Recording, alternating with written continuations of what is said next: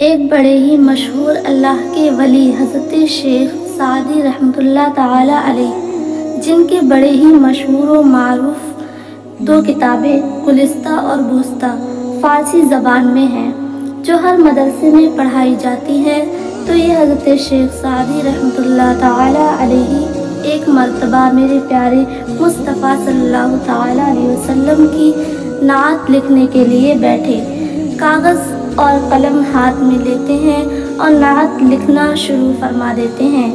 بلغ العلا بکمالہ، کشف الدجی بجمالہ، حسنت جمیع خصالہ۔ 3 مصرے لکھ دیے اور چوتھا مصرع پورا ہو ہی نہیں رہا ہے۔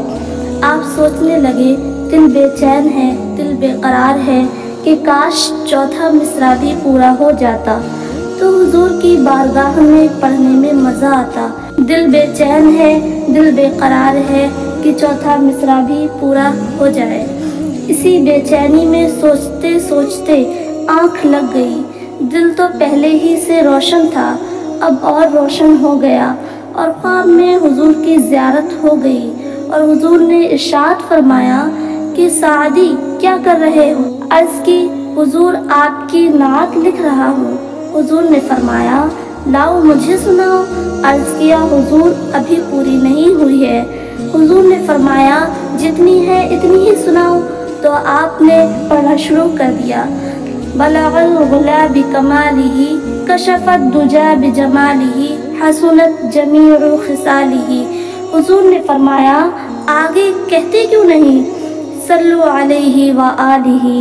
تو اس نعت میں 3 مصرے حضرت شیخ سعدی رحمۃ اللہ تعالی علیہ کے ہیں، اور ایک مصرع میرے پیارے مصطفیٰ صلی اللہ تعالی علیہ وسلم کا ہے۔ میرے پیارے ویورز، اگر میری ویڈیو پسند آئی ہو تو میری ویڈیو کو لائک اینڈ شیئر کریں اور میرے چینل کو سبسکرائب کریں۔